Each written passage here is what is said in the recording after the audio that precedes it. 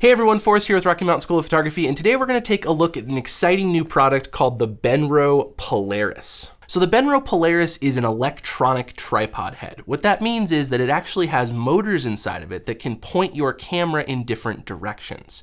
Now, that's super exciting for me as an astrophotographer because one of the things that I and really everyone else who do astrophotography struggle with is pointing your camera at the galaxy or nebula that you're trying to photograph. If this can do that automatically, that's going to make our lives a lot easier.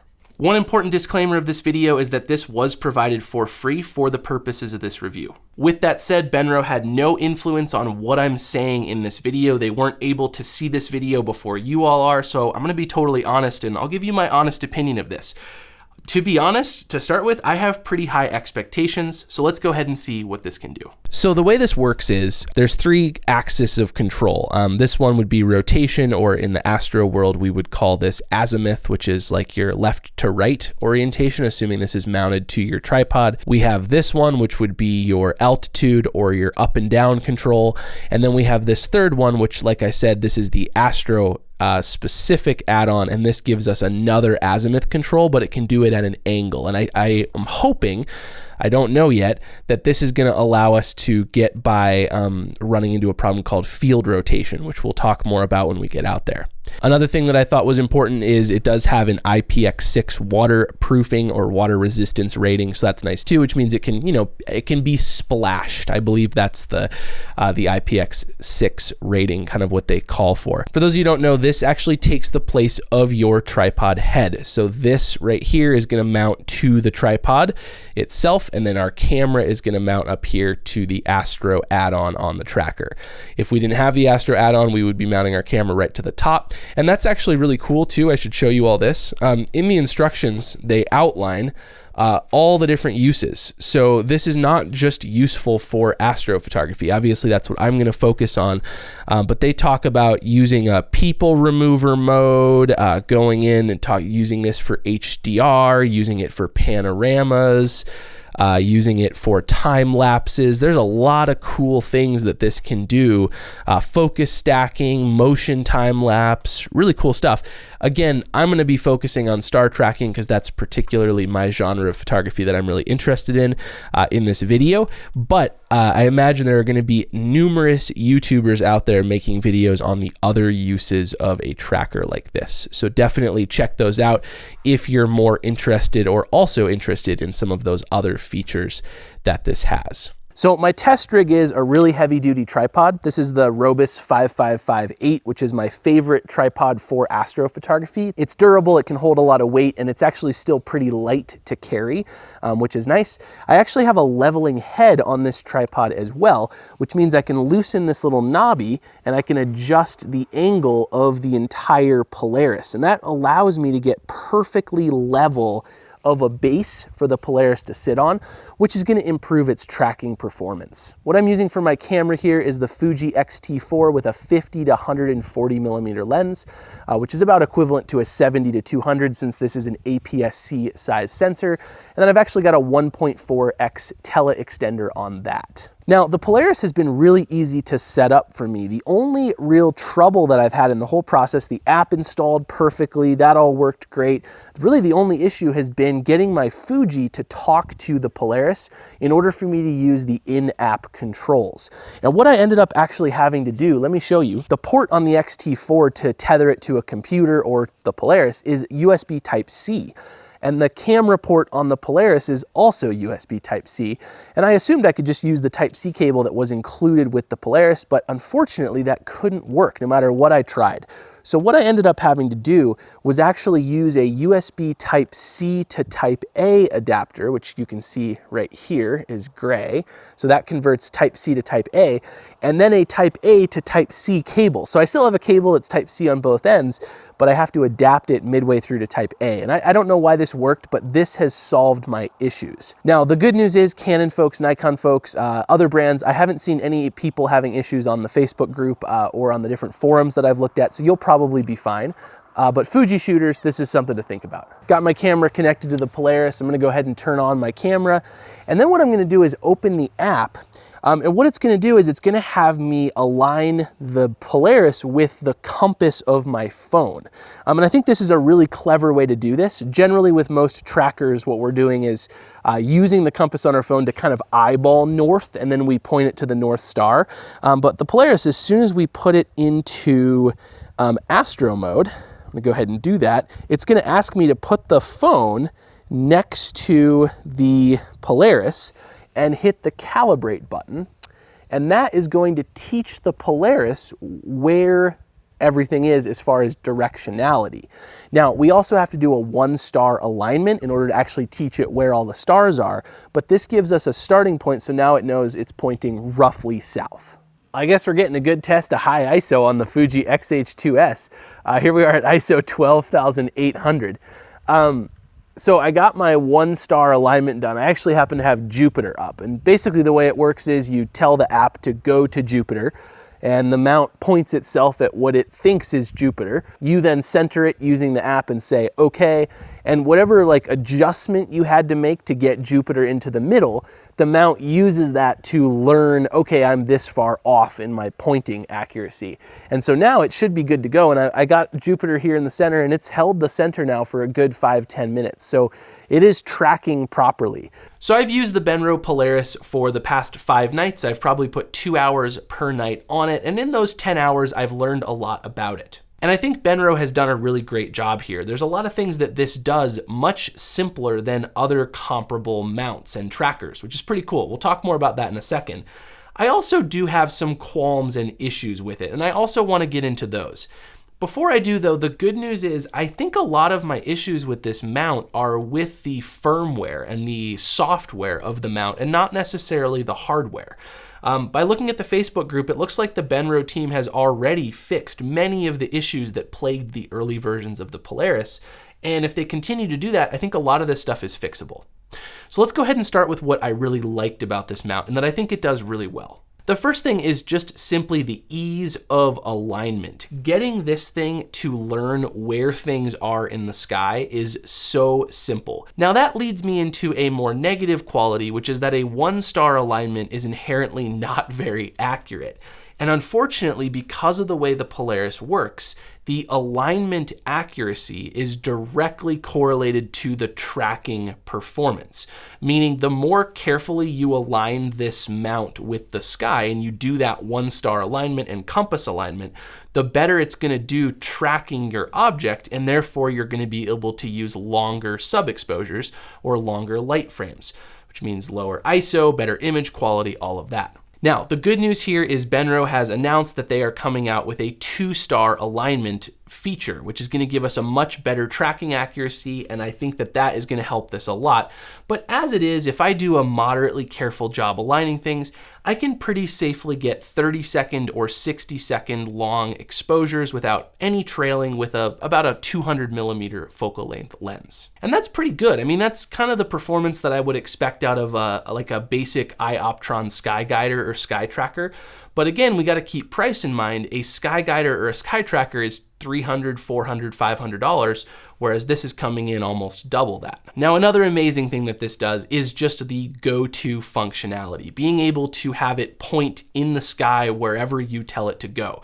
It's amazing. You can open up the Stellarium app on your phone, find a nebula or a galaxy that you want to shoot, and then look at the RA and DEC, the right ascension and declination, kind of like sky coordinates for that object. You can key those into the Polaris app, hit go, and this thing will point your camera in the right direction. Now, having helped hundreds of students with astrophotography over the years, the #1 thing people struggle with is finding the object in the sky. Getting a tracking mount pointed in the right direction, one that doesn't have go-to functionality, is very challenging for beginning astrophotographers. And this removes that entire struggle, which is so cool and should not be at all dismissed in talking about this product. That is, I would say, the biggest strength of this mount is the ease of go-to functionality. You couple that with the ease of alignment we talked about before, and now in 3 minutes, you can go from plunking down your tripod to getting your camera pointed at the object you're trying to image, and it's super seamless. That's pretty sweet. Now, that does bring me to another negative. This is one that's fixed easily via firmware as well. The object library that the Polaris app has is very limited for deep sky astrophotographers. There's a number of stars, there's a number of constellations, there's planets, but there's very few galaxy or nebula options. Now, this doesn't mean that the Polaris can't point at a galaxy or a nebula. It just means that you have to manually key in the right ascension and declination from another app like, say, Stellarium. I would really like it if they start to build out the deep sky object library in this mount so that I could say, go to the Orion Nebula, and I can just say, go to Orion. I don't have to go find the RA and the deck of that object to get it to point there. But again, fixable via firmware. In fact, if you're watching this video years from now, right, I'm recording this in the end of 2022. If you're watching this in 2023, that probably already is a feature that they've built in. So I assume that that's coming down the line, but that would be a nice thing to see. Now let's talk about what I consider to be the biggest issue with this mount. And that is that there is a region of the sky that this mount is not capable of pointing at, namely the zenith. For those who don't know, the zenith is what's straight above your head. It's the objects, if you drew a straight line going through your head when you're standing out there, the zenith's what's right above. And if you are shooting an object that is going to pass through the zenith, there's a part of the object's path that this mount is not going to be able to point at. Multiple times when shooting, I was trying to image the North America Nebula. And right now, the North America Nebula is almost directly above where I am when I was shooting it. Well, I was tracking it fine, and I had about a 2-hour sequence running. So my camera was capturing light frames for 2 hours. And I went out at the halfway point and I checked it. And all of a sudden I looked back at my photos and all of them had trails. The tracker had basically just stopped tracking. It had quit. I didn't get a notification about this. I wasn't warned in the app that this was gonna happen.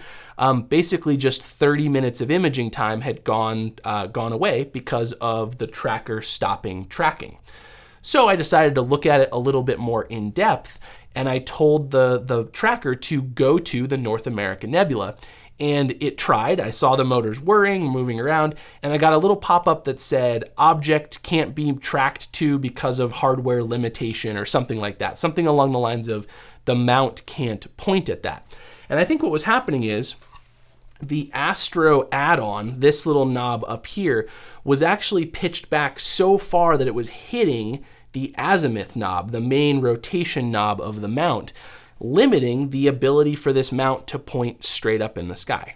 So it is a hardware issue preventing the Polaris from pointing straight up. There's no way to fix that, I don't imagine, unless the engineers can come up with some way to make that work, and maybe I got a buggy system, I don't know, but I was not able to get this mount pointing directly straight up. So I think what needs to happen is when you're imaging or when you tell the mount to point at an object that is going to pass through the zenith, the software should warn you. It should say, hey, I am only able to shoot this object for 45 minutes, at which point there will be 2 hours where I can't point at this object, and then you can shoot this object again.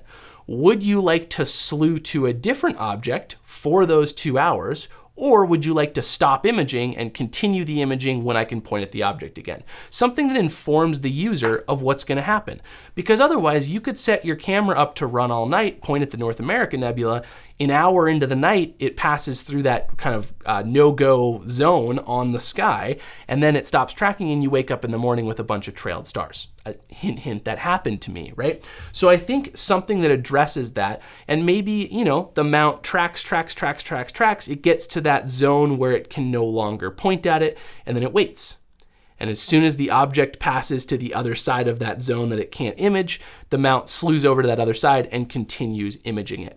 But something that allows a meridian flip or a zenith hop, whatever you want to call it, right, as the object passes through that point, that would be really, really awesome. Now, what makes this even worse is I look for objects right above my head to shoot. They're one of the things that I like to photograph the most because there's less atmosphere when you're pointing straight up. So the fact that this couldn't do that was a little bit of a bummer. And again, I will expect that there will be a solution to this because I think this is a big enough issue for deep sky astrophotographers that it's worth mentioning. All right, final thing, and a lot of you are gonna laugh at me because you're gonna think this is silly, and I agree, it probably is silly, but I think it's another firmware tweak, hopefully, that can be fixed. I want this device to become part of my home network versus my phone directly connecting to this device. Example, and I know that I'm in the exception here, but I do most of my deep sky imaging from my yard. It would be so nice if this could join my home network, and then I could be inside anywhere on my network and I could pull my phone out and access the Polaris and be able to see its current status. If that was a thing, I would 100% use the camera control and connection functionality, because then I would be able to see a live feed of what my camera is seeing from inside my house. So this was a long review, and I think a $1,300 or $1,000 product warrants a long review, because if I was gonna maybe buy one of these, I would watch the entirety of this and I would wanna know everything there was to know about it. So what's my conclusion? Well, my conclusion is this. This is a fantastic product for certain types of photographers and astrophotographers. If you're new to this, if you're new to astrophotography, and maybe you also have an interest in doing wide angle Milky Way stuff, and maybe you want to do, some wide field astro of like a few galaxies and nebulae, I think that this is the best mount you can buy right now for doing that type of stuff. For those of you who are more interested in deep sky astrophotography and you're not as interested in Milky Way, I think this can be a good starting place. And I think with firmware, this will become really, really good. But I'm having a hard time seeing it as the best option for people who want to be solely deep sky astrophotographers. Now, with that said, if I was going to have a conversation with a student and they said, Forrest, I want the easiest to use deep sky astrophotography mount you could possibly recommend, and budget is no concern, then I would point them at this. So you all, I hope you found this review useful. Again, I apologize for how long it is. It's a big product with a lot of features. I think it was important to step through most of this stuff. If you have any questions, leave them down below. And again, special thanks to Benro for providing this for the purposes of this review. Again, they had no input into what I said. I'm trying to be 100% honest here with you guys. These are my honest feelings of this. I think it's a great mount for some types of photographers.